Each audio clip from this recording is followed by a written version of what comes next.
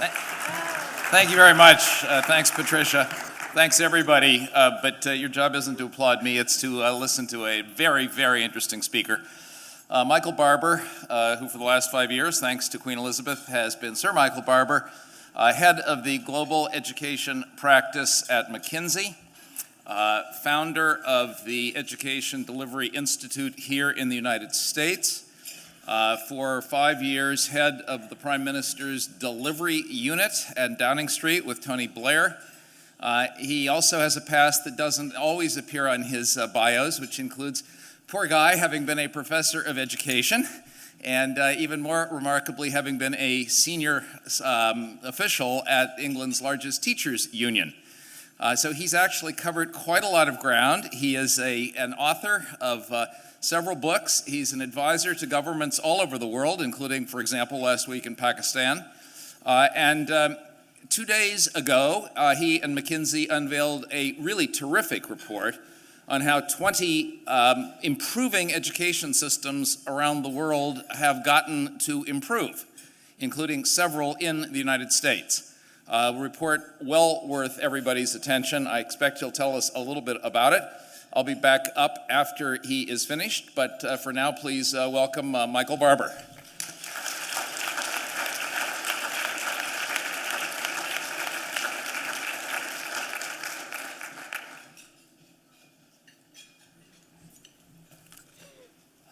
Good morning, and thank you very much for the invitation. There was a moment yesterday afternoon when I got on my British Airways flight to fly here and then sat on the tarmac for 3.5 hours that I thought I might not be with you. So it's a great relief for me, and I hope a pleasure for you.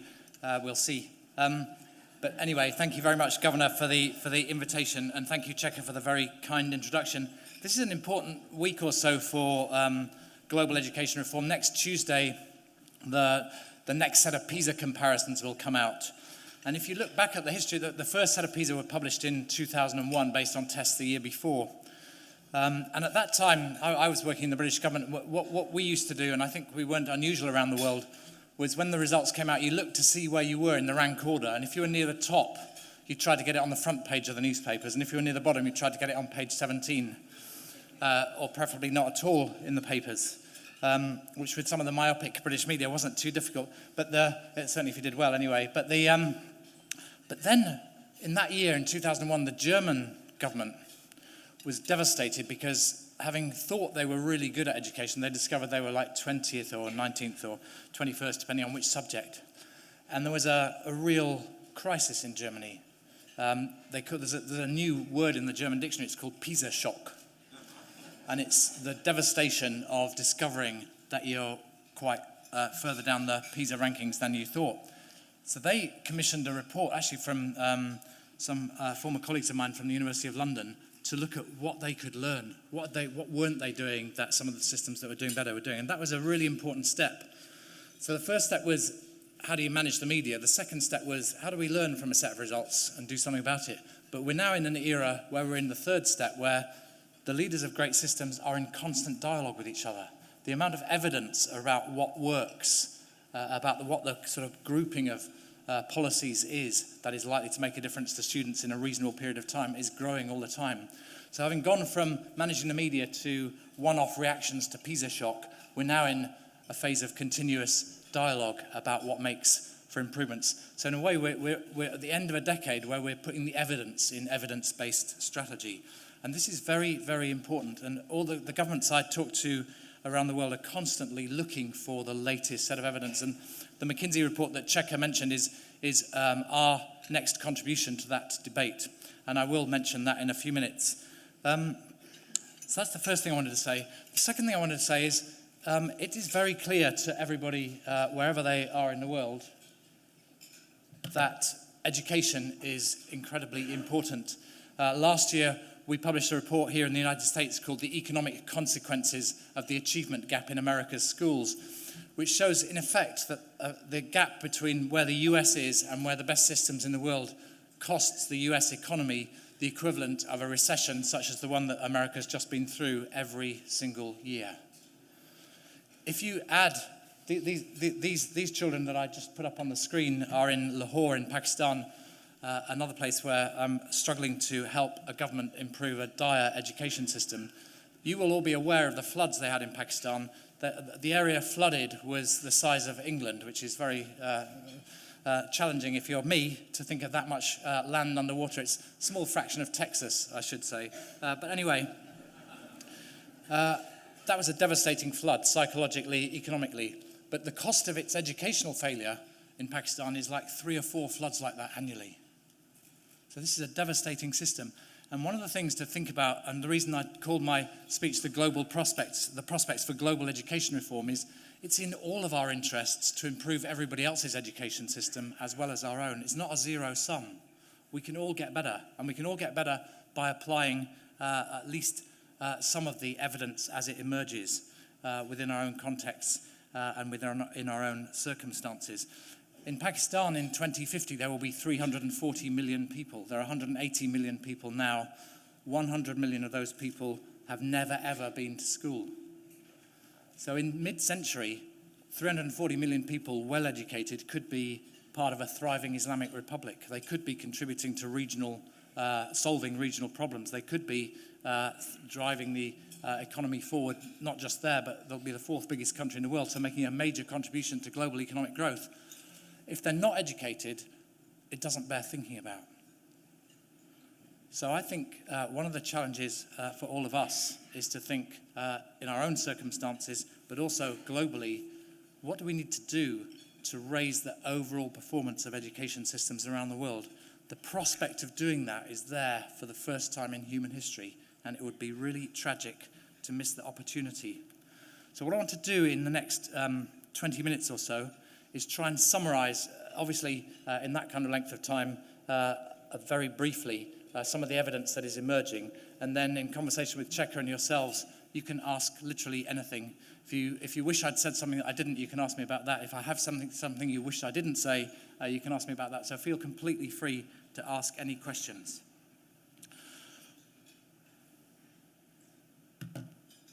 There are you had a Secretary of Defense called Donald Rumsfeld who became famous for talking about the known knowns and the known unknowns. These are the known knowns of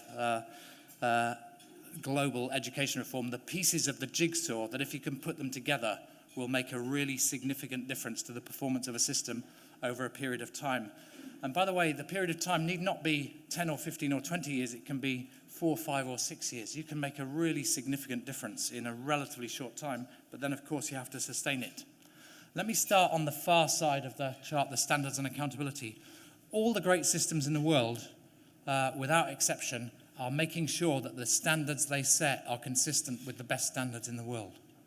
If you look at what the Australian government is doing now, for the first time in a federal system, they have Australia-wide standards. A new agency is bringing those standards to bear from the end of this, from the beginning of next year. The school year starts in January. Children across Australia will be learning to those standards. They've got national, for the first time ever, tests at ages 7, 9, 11 and 13, comparing the performance of all Australia's children across the states.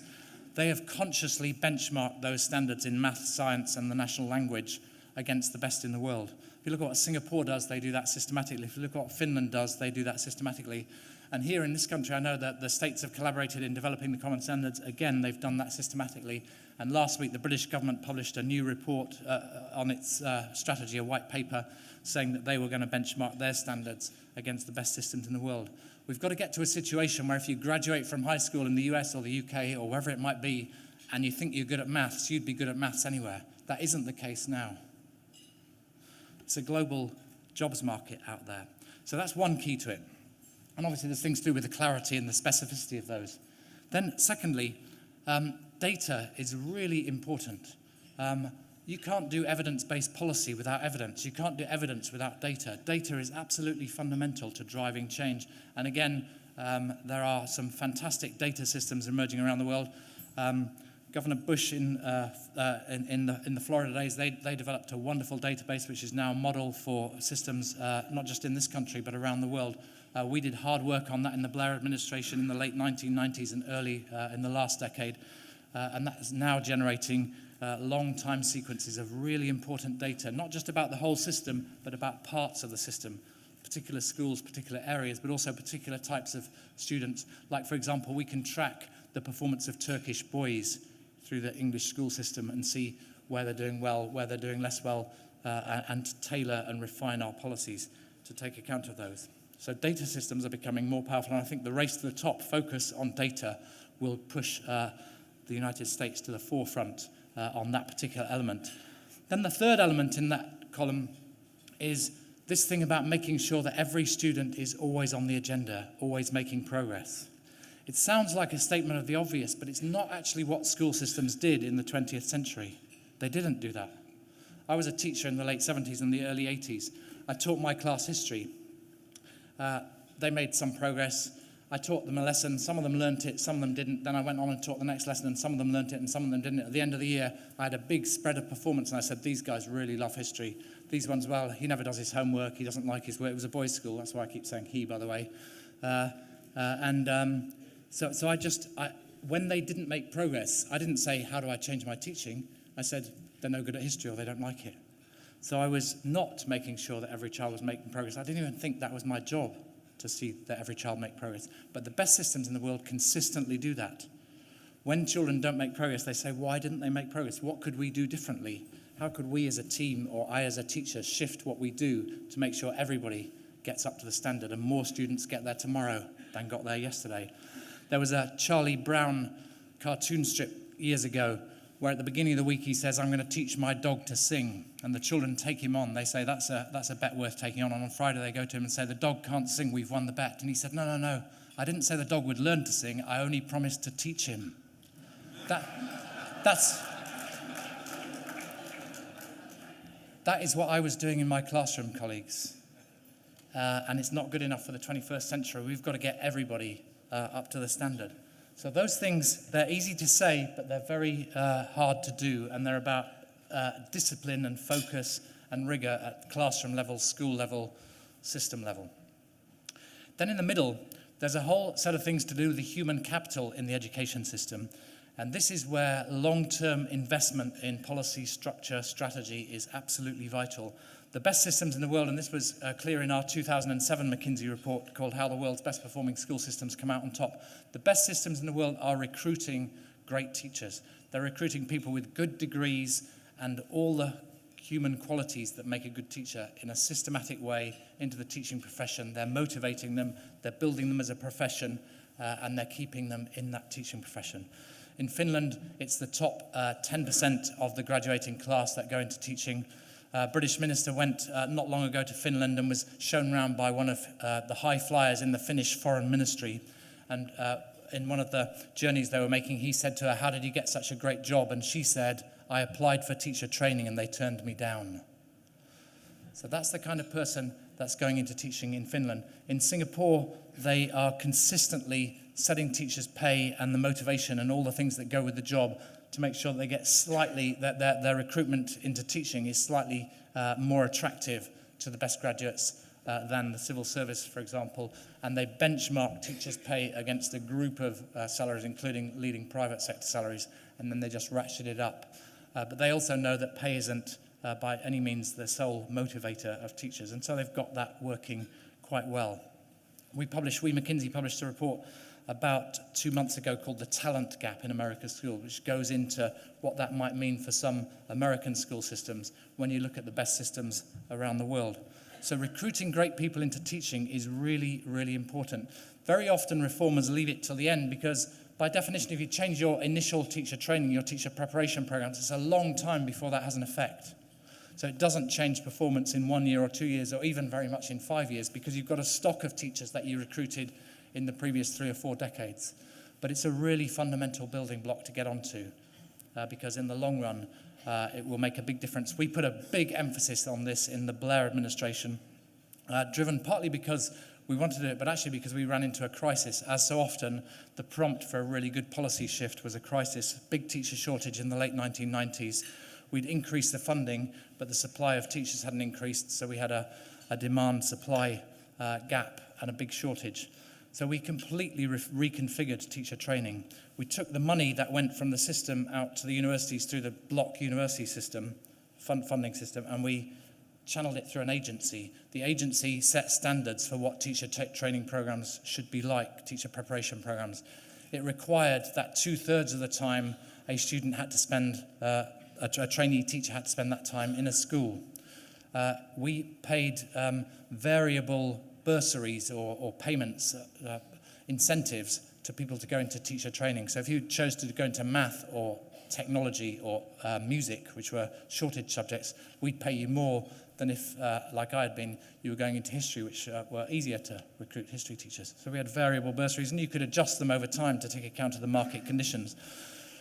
We reviewed the quality of teacher preparation programs, and the good ones, taking account of student perceptions, but also inspection reports on those teacher training programs, we expanded the numbers.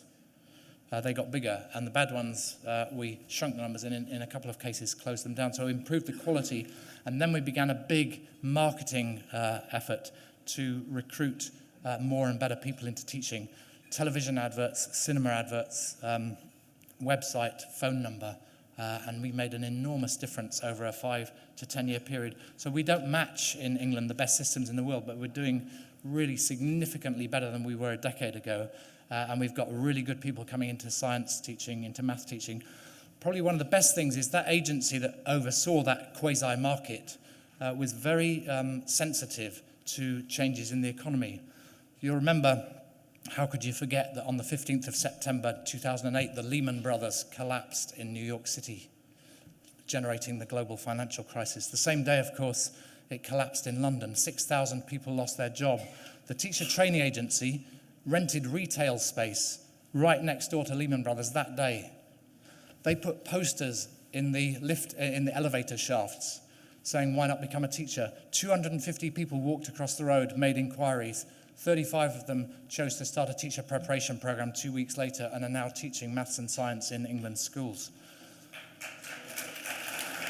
So we don't have to have the teaching professions the way they were in the second half of the 20th century. We can change them. This is a matter of focus and policy set.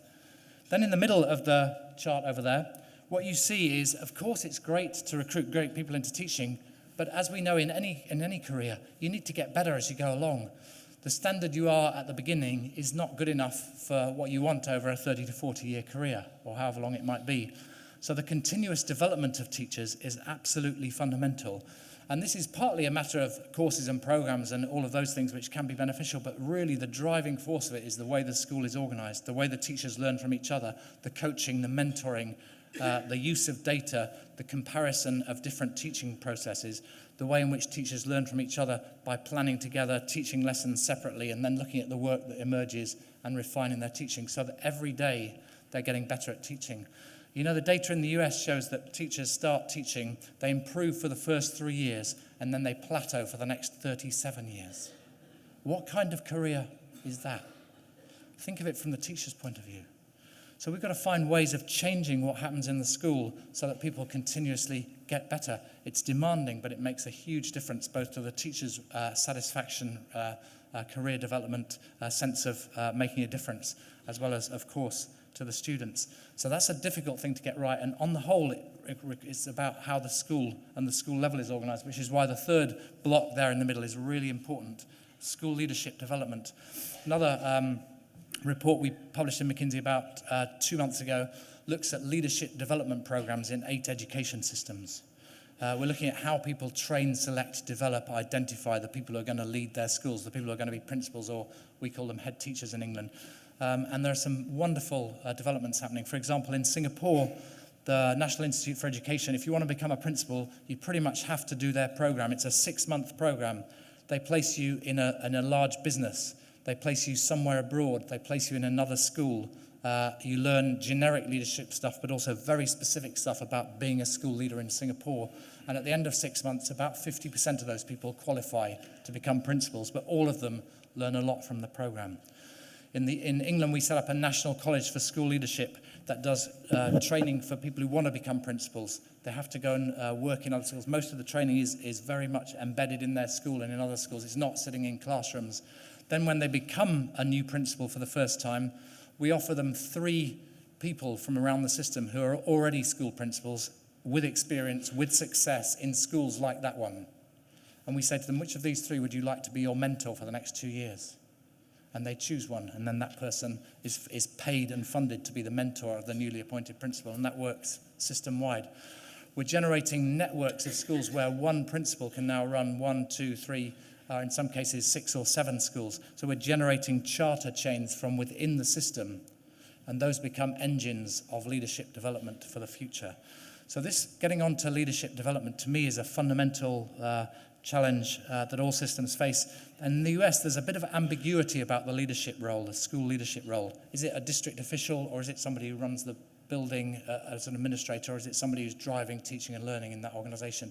That ambiguity is a challenge, and very often you meet principals, and you know this better than I do, in the US, who they've been told that they're going to be held accountable for their results. But when you look at the contract they're working to, they actually don't have much control over the resource. They don't have the autonomy to make the decisions that would really enable them to change the way the school is, to deliver against the accountability expectations they have. I met a school principal recently in a large northern city in this country who had been told she had 2 years to turn the school around, and she had some pretty fierce targets to meet. But she actually couldn't even control which teachers worked in her building. If somebody wanted to move across town to work in her building, she couldn't turn them down. So we have to get the role of the principal right, as well as the training and development of the principal right. And I think getting that right, I often say to school system leaders around the world, if you want to do one thing over a 2 to 3 year period that will make a significant difference to the results, it's doing more to get great principals in every school as fast as you can. And the evidence of how you do that is becoming stronger and stronger. On the near side to me, or the far side if you're over there, the far left, the structure and organization. This is important too. I'm going to start at the bottom of this column. I've just been talking about the training and development of school principals. It's consistent with giving schools significant autonomy. If you look at the PISA data, look at next week's report, but also the last one and the one before, increasingly the most successful school systems are getting a balance of clear accountability, so the things on this side of the chart, with significant school autonomy. It's actually, we know what works in great businesses. Devolve to the operating unit and then hold them to account for their performance. And in the meantime, back them with the human capital things in the middle. This is the way the school system is going. And this is where choice reforms, this is where bringing in new providers, a big theme in the Blair administration, now being extended by the current British government, of allowing new schools to set up, of allowing principals to take over other schools where they're underperforming. All those kind of supply side reforms fit really well with this. Where supply side reforms are less likely to succeed are where they haven't got the other 8 things in this policy set, purely depending on the supply side, may drive some improvement in some schools, but it doesn't drive system improvement at the rate we need it to be driven over the period we need it. So it needs to be combined with the standards, with the human capital reforms, as well as those supply side reforms. When you look around the world, not many systems are using choice as a driver of reform. Personally, I'm very committed to it. Personally, I think it made a significant contribution to our reforms in England. I'm very glad that the new British government is extending that in a quite radical way. And when I look around this country, I see some very promising reforms in that area. But again, they need to be part of a wider strategy for making sure you're getting the right human capital, making sure you're setting the world-class standards that will really make a difference. Now, how do you get to be good? That's what good systems do. How do you get to be good? And this is what our most recent report is about, that was published on Monday. We looked at systems. It's the first report, I think, that looks at systems everywhere from Madhya Pradesh in India, Minas Gerais in Brazil, through to Finland and Singapore and Korea. And there are 3 systems in this country, Boston in Massachusetts, Long Beach in California, and the Aspire charter chain. And we've looked at what drives improvement. And what you see is that systems are going through a set of stages, and the policy set, the combination of things you need to do, the combination of interventions changes as you improve. And I'm not going to go through all the stages, but that's what we do in the report. So if you're Madhya Pradesh in India and you're in the port of fair category, what you've got to do is make sure you get decent teachers with good teacher guides, clear goals, clear incentives, very much this is how you do it. So top-down driven reforms with some incentives, and that works. As you improve, you've got to work on constantly improving those human capital elements that I've just been talking about. So as you improve, it's more about getting great people to come into the teaching profession, giving them the space, the autonomy, and the room to maneuver to hit the standards that you've set for the system. And so the phrase we use is, you can mandate adequacy, but you have to unleash greatness. So if I summarize the report in 4 words, that would be mandate adequacy, unleash greatness. And that's about all the things that I've been talking about. And if you looked at US states on the scale we've used in the system, you'd find some of them a significant minority in the fair to good category, maybe 1 or 2 in the poor to fair. You'd find a lot in the good category trying to get great, and a few out in front. And the policy set would be different. The things you need to do at each stage of development would be different. Might have some common elements, they would have some common elements, but they'd be different as you move through those stages. So the greater you get, the more you have to give the great people you've now recruited, with the great leadership you've now secured, give them the room to do the things that they will invent for themselves, because they've got that collective capacity. You've got to hold them to account, but you've also got to give them space. The key here, which is the point on my last chart about the structure and organization, is the center of the system is really crucial, but it changes as it develops. So if you compare different systems, in Norway, for example, which is right next door to Finland, but performs really poorly, and Finland performs well, the centre's pretty much given up. It's just kind of devolved anything. It's not setting standards. It's not saying this is the way. There's no sense of direction, and they're worrying about it. But in Finland, the leadership is quiet. It's like a kind of quarterback with very subtle plays being thrown out to the front. I don't know if I should get any further with this metaphor. Anyway, maybe I'll use a cricket metaphor, but they're really thoughtful, thinking strategically, and then making use of their star players around the system. So the center of the system changes, but it stays important. Now, there are some things, I mentioned a moment ago, the known knowns. These are the known unknowns. There are some things that are emerging as major themes that we haven't quite cracked. In other words, the evidence base isn't yet pulled together analytically enough to be absolutely clear of the direction. One is what the 21st century curriculum is going to be. Clearly, it's going to have high standards in the national language, math and science, but it's going to have some other things. We know that employers say they want certain particular personal characteristics. People who can think for themselves, people who can work in teams, all of those things that sometimes get rather confusingly called 21st century skills, because they were always important, but they're becoming very important to employers. So there's a whole debate. It's going on in Finland and Singapore. It's going to be going in England in the National Curriculum Review that's starting. What should the curriculum of the 21st century look like? Definitely it's got those common standards, but what else? Then secondly, there's the whole human capital model. 1 teacher, 1 classroom, 25 children, 30 children, 20 children. We should be able to get a bit more imaginative than that. And some of the charter chains, some of the more thoughtful schools are already beginning to change that. But exactly which, there won't be one model, but which models are going to work best, the evidence is still emerging. Then there's the whole connection between school and out of school. And Checker and I were talking last time we met about some of these hybrid models that are emerging, where you're changing the relationship between school and home. You're also changing the human capital model, by the way, to do those. Some of those look very promising, but again, we can't be definitive yet about the answer. There's the whole question of knowledge management. Some of you might have seen that earlier in the week, a New York-based company just under Brooklyn Bridge called Wireless Generation was bought out by News Corporation. Wireless Generation have been doing fantastic knowledge management for schools around this country, generating curriculum, assessment materials, advice to teachers, so that teachers are constantly moving it. It's like an electronic textbook and teacher guide that is constantly being updated, constantly provided with advice. So this knowledge management is something that education systems have generally been really poor at, but are beginning to get better at. And all of that is pulled together by technology. And I'm delighted that immediately after this later in the morning, Governor Bush is launching a new set of statements, which I won't go into because I don't want to leak it, about what education, about how technology can be used effectively by education systems. This is an area, again, where people have been saying for about 30 years that in about 5 years, technology will transform education. Well, I'm going to tell you, in about 5 years, technology will transform education. So this is important stuff. So these are the areas that still, the frontiers that need to be explored. Now there's another bit that I want to come to just before I wrap this all up. It doesn't matter what you do about the policy set, what you do about the strategy, about the way you think about this, if you're not really systematic about implementation. So many reforms fail, not because the ideas were bad, but because they were poorly implemented.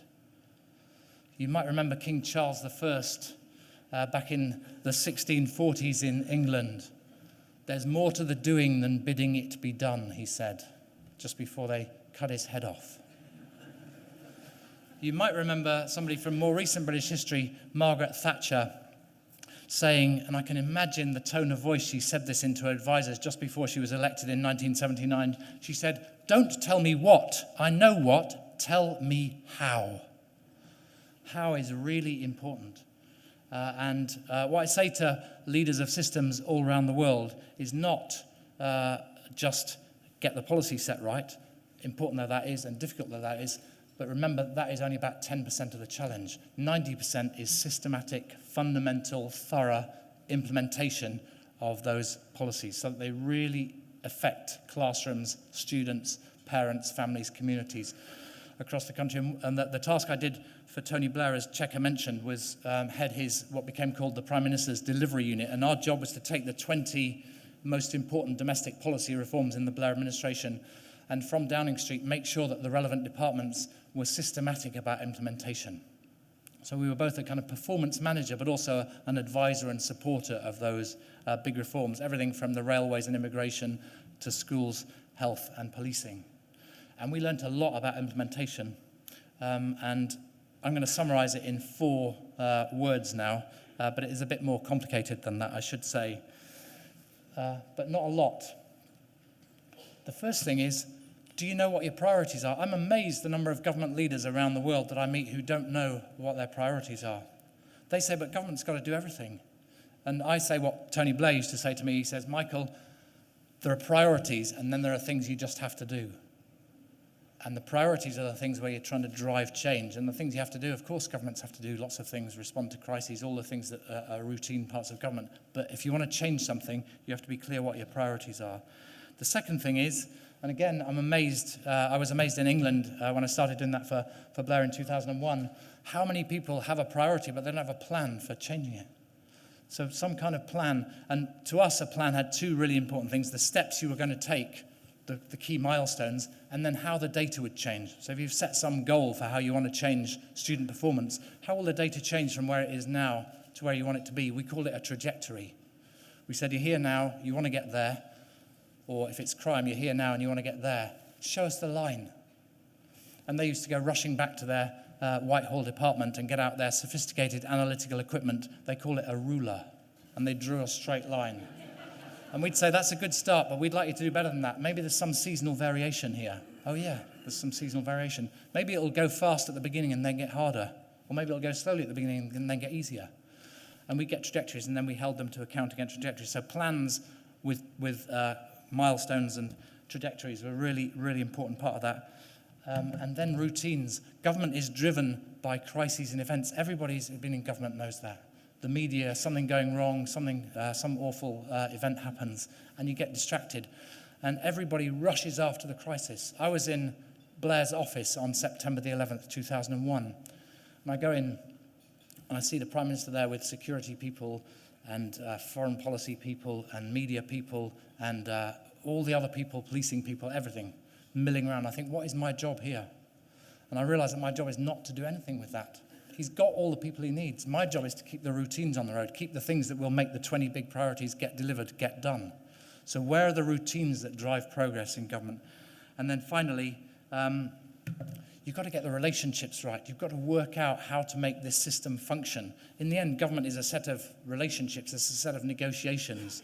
And people who are good at that become great politicians and great administrators. And people who struggle with those don't get them right. So implementation is as important as getting the strategy right, and it involves great persistence through the inevitable implementation dips. And the great reformers are people who take the kind of policies that I've been describing about and then see them through even when the going gets tough. They don't run away from the things that shouldn't be compromised on. They see them through. You've seen many wonderful examples of education reform in this country over the last few years. And if I can finish with this picture. This is my favorite mountain. It's Annapurna in the Himalayas. A couple of years ago, I had the opportunity to walk round Annapurna. I hasten to add, not climb up it. It was first climbed in 1950 by a Frenchman called Maurice Herzog. It was a very, very tough climb. I won't go through all the details, but near the top, he lost his glove. And on the way down, he lost some of his fingers and some of his toes, and it took him a long time. And he got back to France eventually, and he wrote a wonderful book about the climbing of Annapurna. And the very last line of this amazing book is, "There are other Annapurnas in the lives of people." And our Annapurna, colleagues, is global education reform, liberating every young person on the planet so that they can play a fulfilling part in the 21st century. And I want to tell you this, we've got a lot of collective knowledge about how to do this. We've made a lot of progress. We've reached base camp. We're in quite good shape, actually. It's easy to think of all the things that are going wrong, but we're in quite good shape. We've got a knowledge base. We've got the equipment. I think we've got the passion, definitely in this room. The challenge for us is, have we got the determination and persistence to see it through so that we scale the heights and climb the summit in the next 10 years? And my last word is this, I look forward to seeing you there. Thank you very much for your time and attention.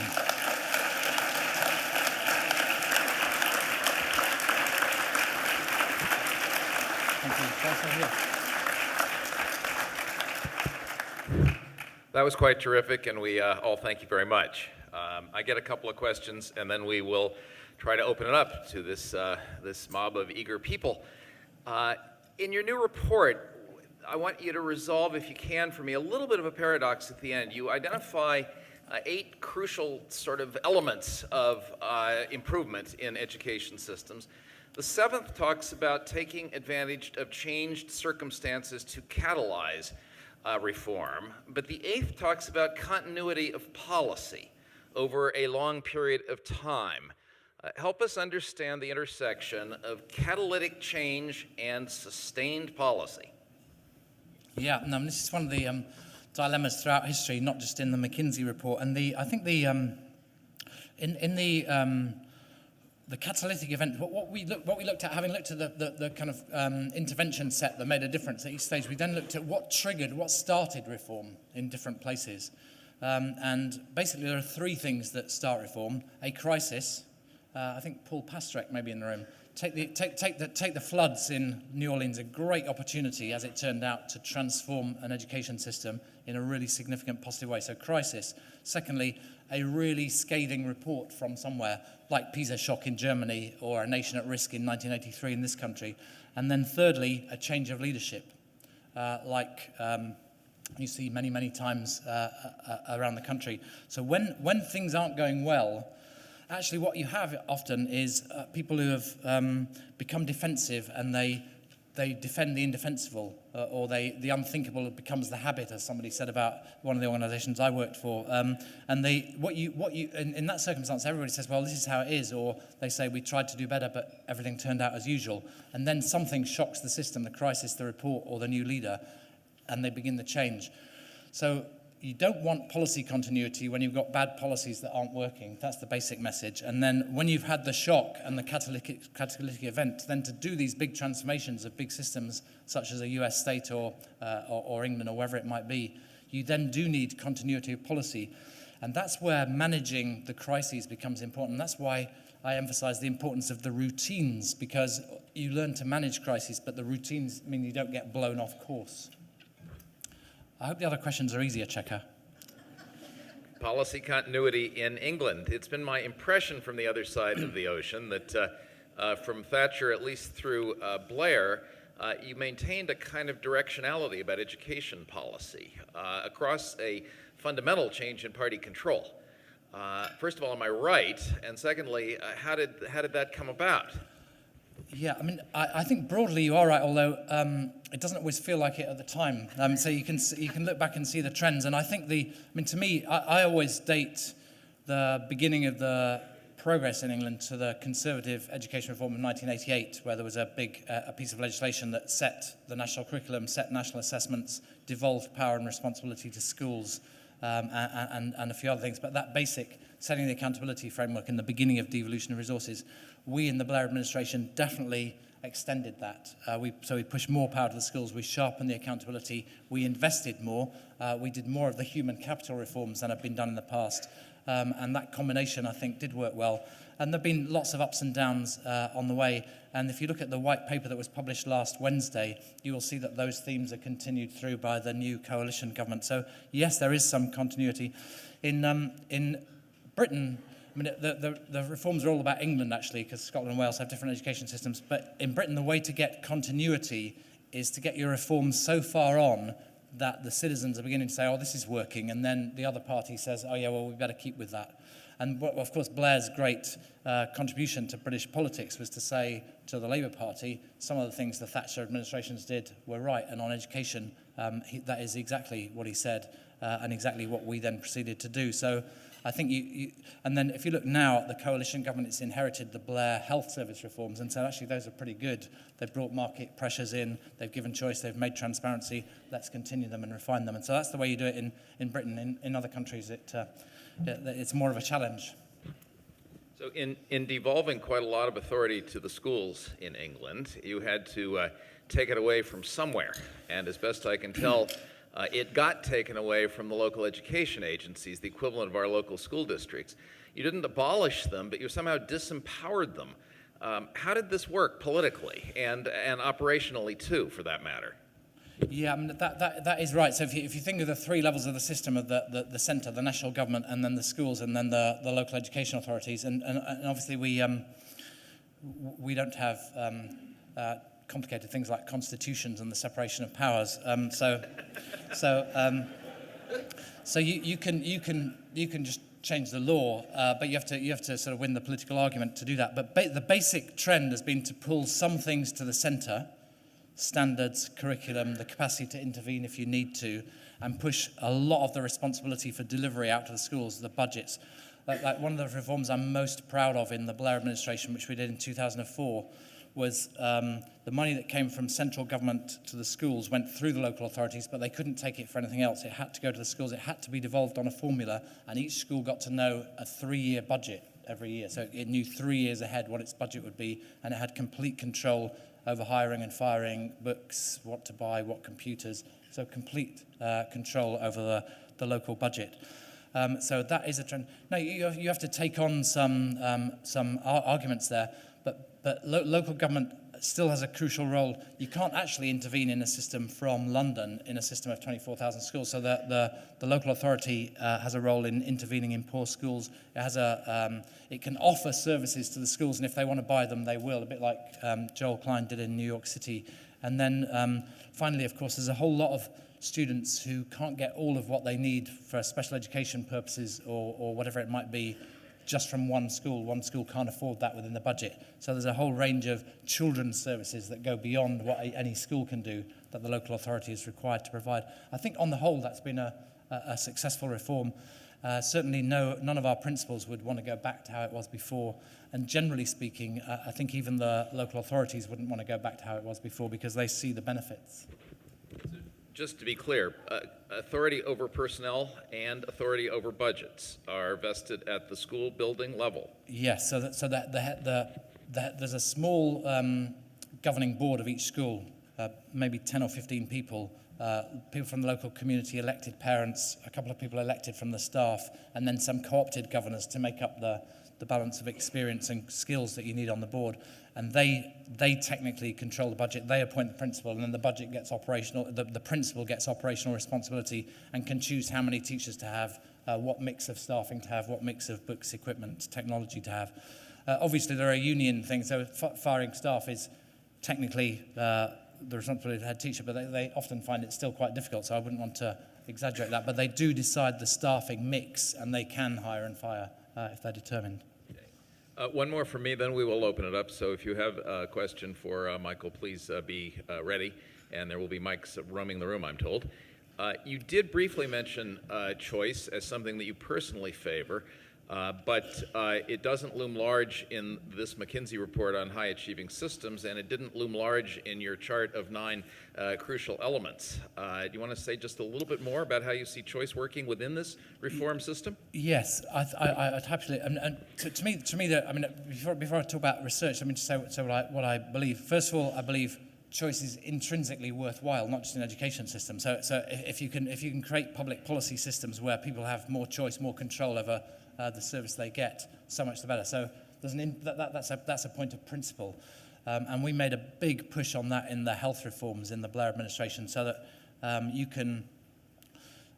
This is probably not news in America, but it was a big thing in the UK with a state national health service. You can now choose which hospital you go to if you want an operation, and the money will follow the patient. And that's increasingly part of the reforms. You can choose to take the money into a private hospital at the state-funded price for that particular type of operation. So choice has been really beneficial in lots of ways. When you look around the world, there are not that many systems that have introduced choice, and so when you do global reports on what's happened over the last 10 to 15 years, there's not that much of an evidence base. But we have looked in the report at what they did in Chile with the voucher schemes in the 1980s and 90s. I've been looking at developing education systems because of the work I'm doing in Pakistan. There's fantastic programs in parts of Indonesia, in Pakistan, parts of Pakistan that are working really well, where an agency directs the funding to where the parents choose to send the child, even if that is a low-cost private school rather than a public school. So you're beginning to see this, but at the moment we haven't got an evidence base that says choice is the one lever you need. And that's why in the 9-box chart that I put up, I see choice as one aspect of getting the system, the structure of the system working well.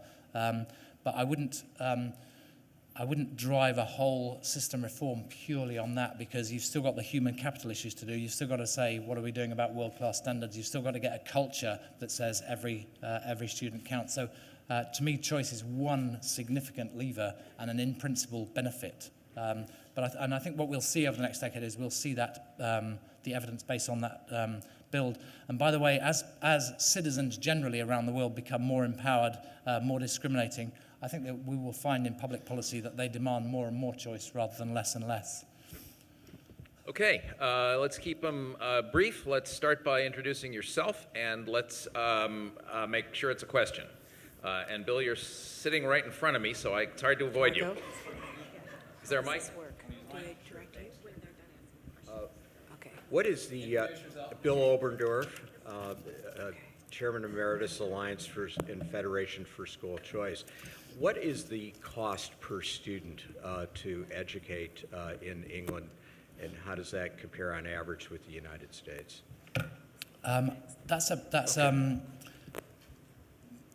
It compares. I think Britain and America. There's some very good OECD data, and when the PISA report comes out next week, you'll see much clearer data on all the 60-odd systems. But they're roughly comparable. So in pounds, to educate a student, you're getting somewhere between £5,000 and £6,000 per year through the state-funded system into the school. It will vary a bit regionally and geographically, but that's roughly what you're saying. And I think if you look at the US average, it's somewhere around $10,000. So it's not far out of kilter.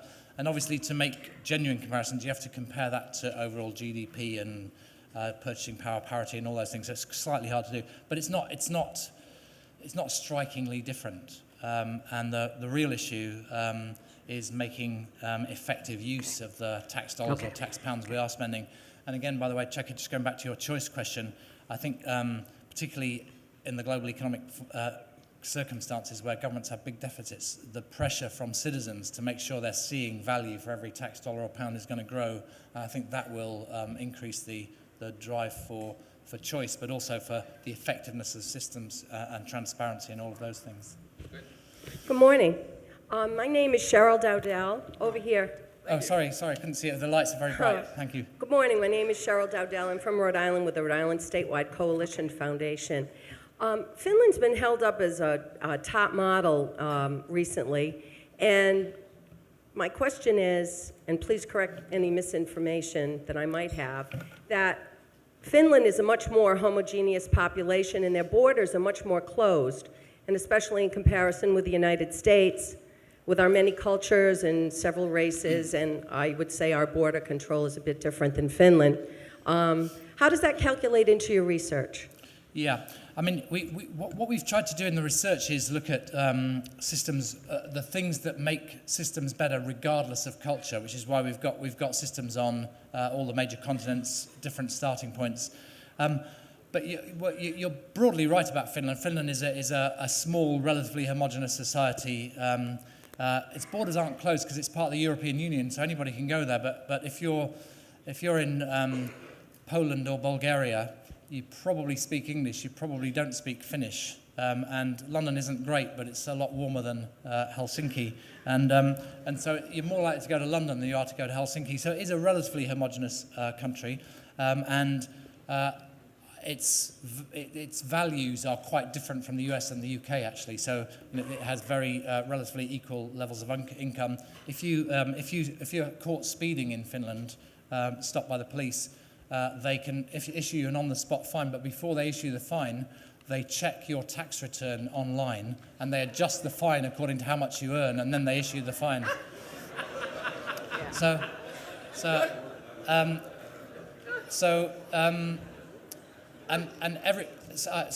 just point that out to point out that cultures are very different. But so what I'd say to an American audience is you're unlikely to want to be like Finland or to be like Finland, but that doesn't mean there aren't really important things you can't learn from Finland. The way they recruit and train teachers, the way in which the teaching profession is valued in Finland, the credit they give to public servants for the contribution they make to the success of Finland as a society. So I think the thing is not to just try and say, let's be like Finland or Singapore or anywhere else for that matter, but to say, how can we systematically learn, taking out those cultural factors and apply that learning in a sophisticated way in this country or any other country. Good. Yes, sir, with a mic. I'm Gene Edelman with Mosaic Education. Mosaica. Are you on? I never get a microphone here, so the question, I also have difficulty with comparing Singapore and Finland, because when you take 25% of American schools, we outperform Finland and Singapore. So the question is, how can we really learn from the best schools we've got? And I think it's very dangerous to use those two countries as continuous examples, because I even think that in UK, the top schools outperform, as a cohort, outperform Singapore and Finland. So the question is? The question is, what's the status of charter school reform or charter school-like reform in England, and will for-profit companies be allowed to participate? Charter-like reform in England and for-profit companies. Okay, I just want to comment or debate with you the first point you made. I agree that every system should be learning from the best performing systems within that system or the best performing schools. I completely agree. So benchmarking within your system, looking at what the best schools are doing or the best school systems and learning from them, absolutely. But I think in the era of globalization, it's not dangerous to learn from others. It's dangerous to ignore the rest of the world. Openness to the rest of the world is absolutely fundamental part of succeeding in the global era. If you look at what companies do, they learn from wherever it is in the world. Of course, another danger, which is implied in what you're saying, is to say, well, they do this in Singapore, so we'll do it like this in Florida or Georgia. You have to be aware of the cultural differences and so on. But I think being open to the whole world and learning from the best, wherever it is, seems to me absolutely fundamentally important. And if you look at what great companies do, they benchmark not just their whole performance, but individual parts of their process against the best in the world. I came across a hotel chain that was benchmarking how do you know, when you arrive at a hotel in a car through to checking in, they'd broken that down into 16 steps. And they said, who does each of these 16 steps best in the world? So who is the best in the world at when a cab arrives at a hotel, somebody opens the door and says, hello, Sir Michael. Who's best in the world at that? It's not a hotel chain, it's the people who run the Oscars ceremony. Now that is global benchmarking at that level. So I just want to debate with that with you, because it's great to learn from your best best schools in the system, but you've also got to learn, I think, from the rest of the world. But on your specific points, yes, in Britain, the government is really pushing hard, to make more of the public schools charter-like. They've already got devolved budgets, all of them, but giving them more freedoms, particularly when they're demonstrating success. But it's also got a new policy called free schools, of bringing in new schools, totally new schools, and that's got it's inevitably a slow start. They've only been in power about 6 months, but there's a growing number of applications for that process. At the moment, as I understand the policy, they're not allowing for-profit providers. I don't work for the British government anymore, but even when I worked for Blair, I was arguing that we should be allowing for-profit providers as long as they can meet certain goals that are set and match the accountability pressures that are on the public system. But that's just me. I think that's the way the debate will go, but it hasn't got there yet. One more. It'll have to be fairly concise. Okay. That's fine. That's okay. My parents have been living in Wales for the last 12 months. They're talking about some very significant budget cuts that are coming. Will education be affected by those cuts? Yes, it will. But let me qualify that. First of all, Wales is a different education system for England, but all the money comes from Whitehall. So it's got a devolved assembly which governs education. So its education policies are different from England's, and in my view, significantly worse. At the moment, Wales performs worse in total than the lowest performing English region. So it's got some significant education challenges, I think. But the education cuts will fall roughly evenly across England and Wales. And what the government has, the government has a budget deficit, and actually, to its credit, it's trying to get that deficit under control within 4 years and eliminate it over a period of time. So there are some pretty severe budget cuts, but they've defended some areas of spending. And one thing they've made a commitment to defending is school budgets. So school budgets are being protected, but that means obviously pressure on to hold down teachers' pay and so on. So there will be pressures, and some of the services around the school system will be under pressure and will be cut. I don't know what the implications of that will be in Wales. If this were England, they would call for a vote of thanks. This being the United States, how about a round of applause? Thank you.